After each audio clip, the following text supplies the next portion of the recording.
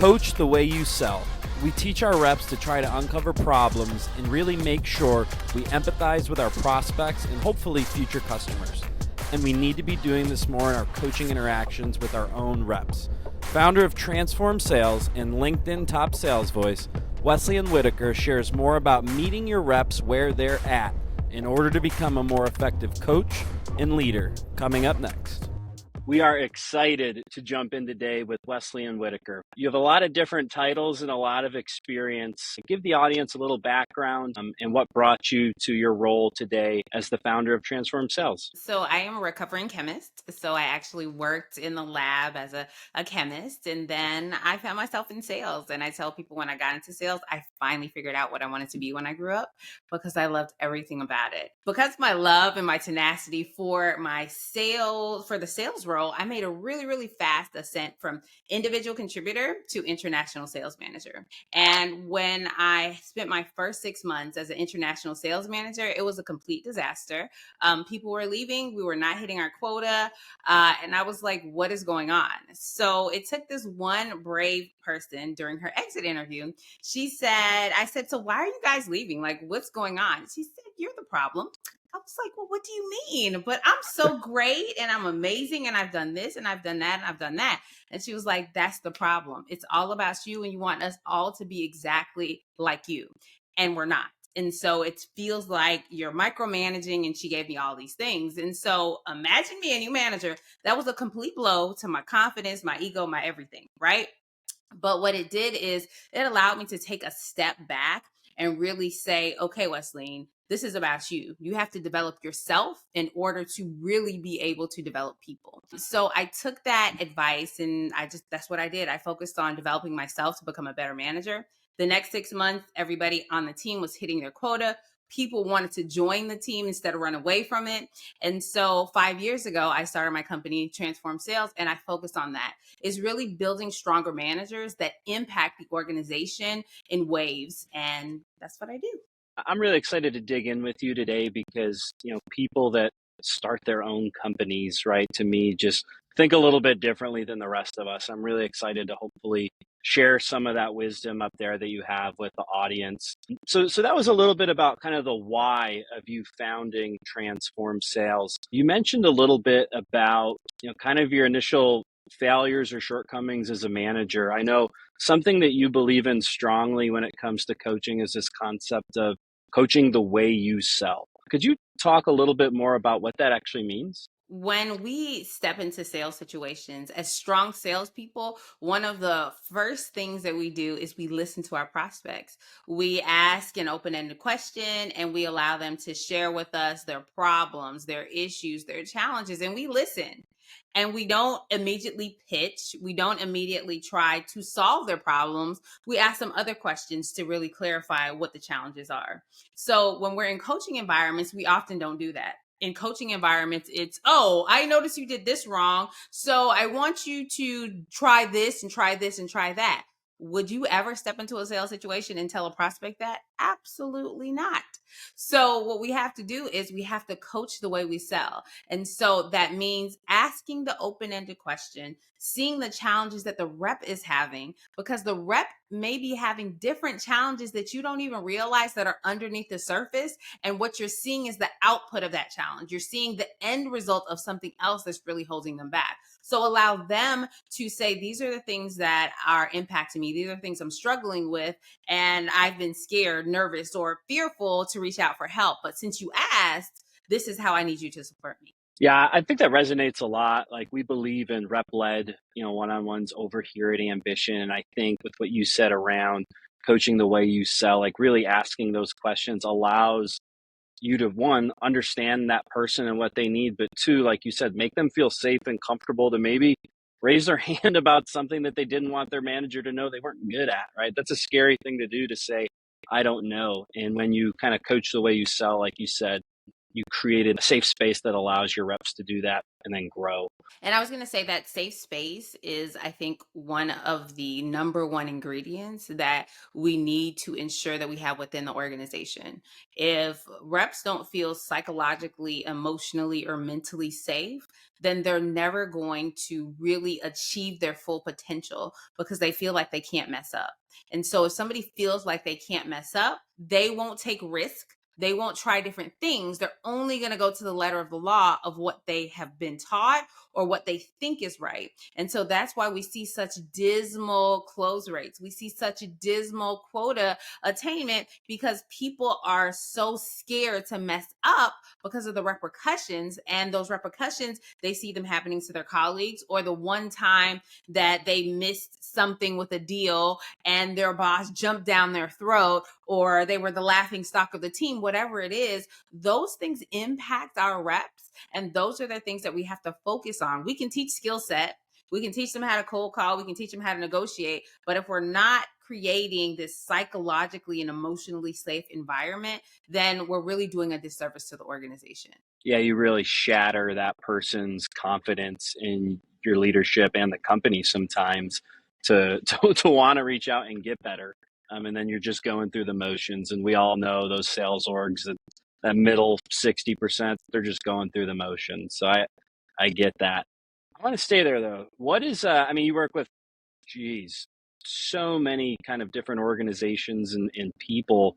What's a common mistake you see sales organizations make when it comes to coaching beyond not creating that safe space? Do you mean other than not coaching at all? You mean so like coaching? What is that? What is that? So one of the biggest things that I see them mix coaching with is they think that their team meeting is when they should coach, right?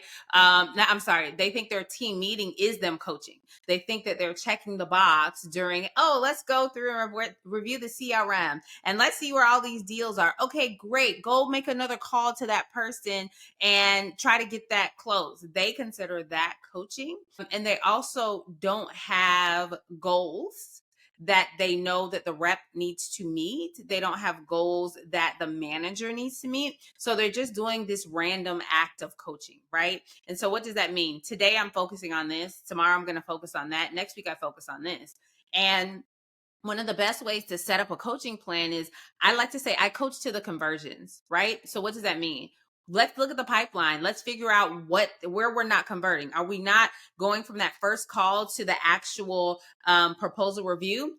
Focus with that rep on that thing for at least 30 days. Get them really, really good at that. Then move to the next thing. Because if we're just like, oh, their close rate is bad, I need to help them close more. Maybe let me be on top of them more. That's a lagging indicator. Let's really focus in on what needs to happen and be intentional about it. Like, don't just do it once or twice. You have to this is a repeated process, because adult learners don't just take information, grab it, and run with it. We need repetition. We need to hear it in different ways. We need to know and see it in different scenarios. I really like what you said about like being specific with one thing. Like it's really easy to just unload this massive, like what some people think is coaching about a rep's entire quarter, talking about deals and behaviors and KPIs and all this stuff. But like focus on, one of those root causes, like a conversion rate, and specifically what things you can do to affect that one thing. And then stay with it over a duration of time. We call it flyby coaching over here, but without those like systems and then that like specificity, you're not having anywhere near the impact you should. And the thing is, so when we're looking at individual reps, we need to look at their pipeline, look at the behavior, look at whatever we're looking for to hone in on that. But then when we look at a team dynamic, what is the challenge that the team is having holistically? There's this organization that I worked with a couple years ago, and I just did a touch base with them. And one of the things that the CHRO told me, she said they are the envy of the organization because the team dynamic is so strong. And when I went in, the challenge was, all of their scores on their employee satisfaction survey, they were all negatives. It was horrible. So I had to help that leader understand that these are human beings and they are more than numbers and they are more than quotas. And it took a while for him to understand that. But once he got that, and once he really understood the impact of not just the individual, but the dynamics of the team, that's what helped them hit their numbers and continue to hit their numbers. And the turnover in that one team is so low because it's not just about the individual, it's about the team dynamic. So you have to think about, I'm coaching one person, but I'm also coaching my organization, or I'm coaching my team. Yeah, that like the era of spreadsheet managers where you can just look at your people like their numbers is long gone. Reps deserve way more than that. So I really love that. I think it leads into something else you talk about, meeting your people where they're at, right? If I'm a new manager, right, or I'm a manager that doesn't have a ton of experience, like outside of asking questions, like how do I meet my reps where they're at and make sure that I'm giving them everything I can to help them? What are some ways I can do that? So, one of the things that I like to do is I like to understand how people consume information. So, I send out a simple survey, and one of the questions on there is, the last time you read a book, how did you consume it? Did you read a physical book? Did you read an ebook? Did you read an audiobook? Did you watch a YouTube summary, or do you not read books? And however they answer that question tells me how I need to connect with them. If they told me they watched a video summary of the book on YouTube, that means they need short bursts of information very quickly. If they say, I don't read books, that means that you have to slow down and give them little chunks of written information. And you have to make sure that they're actually following through, because they're not used to reading books. So what happens is, we like to teach, we like to do in the way we like to consume, but people don't learn in the same way. I love to talk. I talk all the time. If my team asks me a question, I will record a Loom video for them. Some people I can send the Loom video to. Some people I need to pull the transcript out, edit it a little bit, and then send them the words, right? Because I need to be able to communicate with people in the way they need to be communicated with. And even in that transcript, for some of them, I need bullet points. Others, they need the whole story, right? So really understanding how your reps take information in is one of the best things that you can do as a new manager, because it's going to help you give them the information that they need. And after you understand how they learn, you have to check for understanding. So don't just send them the video or tell them to read the book. Write a summary on the book. Tell me, if it's something on how to craft better cold emails, give me a sample of 5 cold emails that you've written now that you've read this book, right? So it's not just giving them, it's also making sure that they're understanding. That's how we close that loop of learning. Yeah, that's like a 501 level insight there, not 101, not 201. I think that hits home because I don't receive information well, when I'm reading it. But man, if I hop on a call and watch a manager do something that I'm trying to learn, I pick it up like that. And I think really thinking about how your audience is receiving that information is crucial to, again, help them and help you. It's that good stuff. kinesthetic. You're a kinesthetic learner. My oldest son, he's taking AP World History right now, and so he was so excited when he came home yesterday. He was like, "Mom, we're watching this movie, and it's set in the 1940s in communist China. It's in Chinese, but we have English subtitles." I was like, "What?" Because he watches TV with subtitles. I was like, that would drive me crazy. I could not comprehend what was happening, the different language, because I'm an auditory learner, the different language and the subtitles. And then my younger son was like, I hate subtitles because I read a little bit slower. And so I'm losing what's happening and it's going to the next screen. The thing is, those differences don't change as we grow older. And so when we are not focused on the learning style of an individual, we are losing them. And that's why we have this 80-20 rule, with how we have 20% of our team is achieving 80% of the quota, because we're not really meeting people where they are. When I think about that too, we're putting a lot of emphasis and pressure on that that manager, that frontline leader to be better. But I think organizations need to do a better job of enabling those managers to do a better job. Often, those folks are managing too many people. They're being stretched thin. They're expected to manage up and manage down and do all of these different things. Being a former chemist, right? I know frameworks and systems are something that are ingrained in you, but why are frameworks and systems really important when it comes to organizational level sales coaching? Could you elaborate there a little bit? So when we think about systems and frameworks, your top reps know how to do what they're doing because they're investing in themselves, because they've been around the block long enough, and it's all in their brain. As a leader, you sell the way that you sell, and you're probably pretty good at it. But if it's not documented, what's happening is your new reps are depending on you to do everything. And so that doesn't allow you to be the coach, to be the visionary, to do the things that you need to do as a leader because they're so dependent on you. So when you map out sales processes, when you map out an onboarding process, an onboarding plan, you're giving people 80 or 90% of what they need. And they're asking you the higher level questions. They're not asking you, how do I name, what's the naming convention that we use for a new deal? How do I move this forward? Oh, this person told me that they needed to get buy-in from their boss. What am I supposed to do? I can't remember what I'm supposed to say, right? Because they don't have a video or a document or an audio. They don't have anything to refer to. So when we think about the importance of documented sales process, it goes back to that.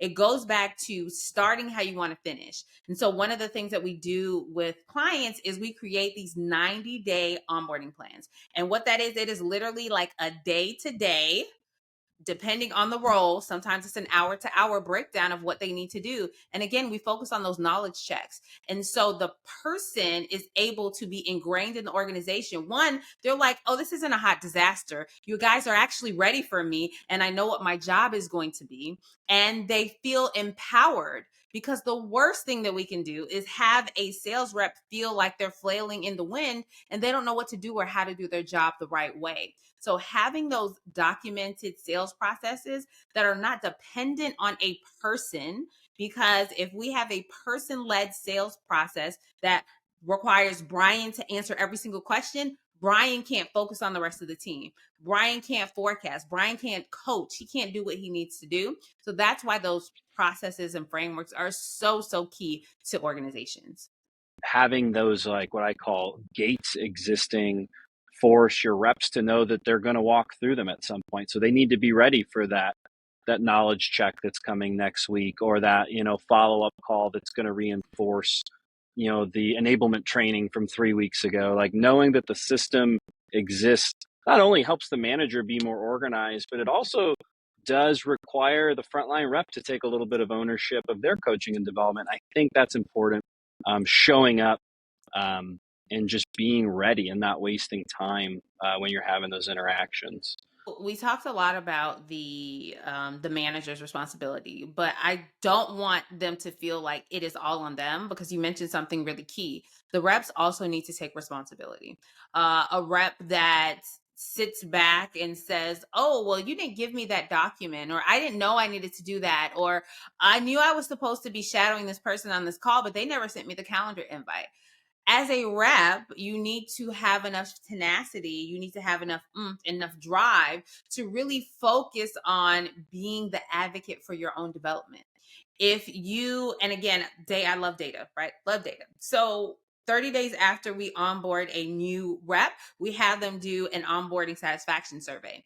And one of the things, I just worked with the organization and they had a new cohort coming in. And one of the things that we saw was one person just felt like they were flailing in the wind.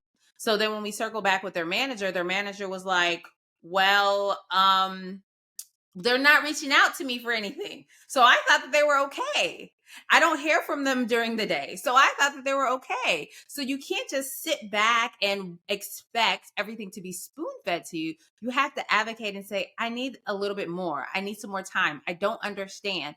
Help me get this, right? Because people who have, sometimes as a child or growing up in school, you have a learning difference. maybe it's a little bit harder for you to read information. Maybe auditory processing isn't the best for you, and people are insecure and they don't want to say those things out loud. So what happens is they don't ask for help because they still have the traumatic reminders of being in school and asking for help and being the little girl or the little boy who everybody looked down on. So we have to realize that as salespeople, as individuals, we need to take our learning in our own hands. And our managers, our colleagues, our organization is there to help us. They don't want to hurt you. And by asking for help, it doesn't make you look bad. It makes you look curious. It makes you look invested in your development. And especially in today's world, in the hybrid remote workplace, you got to raise your hand, right? If sometimes it's hard to know if someone's struggling, right? When we hop off this call and you're on your own for a few hours, like, so I really resonate with that a lot. You know, it kind of brings it full circle, right? If you create an environment that's safe and you're coaching the way you sell, right? If you have systems and processes in place, you allow your reps to feel comfortable and raise their hand and kind of meet you where you're at as well. Wesleyne, this has been awesome. Man, I feel like this is just the surface. If people want to get a hold of you, learn more about transform sales, pick your brain, how does the audience reach out to Wesleyne? The best way to reach out to me is on LinkedIn. I am there every day posting content, and I would love to chat with anyone. Wesleyne, thanks again. It's been great.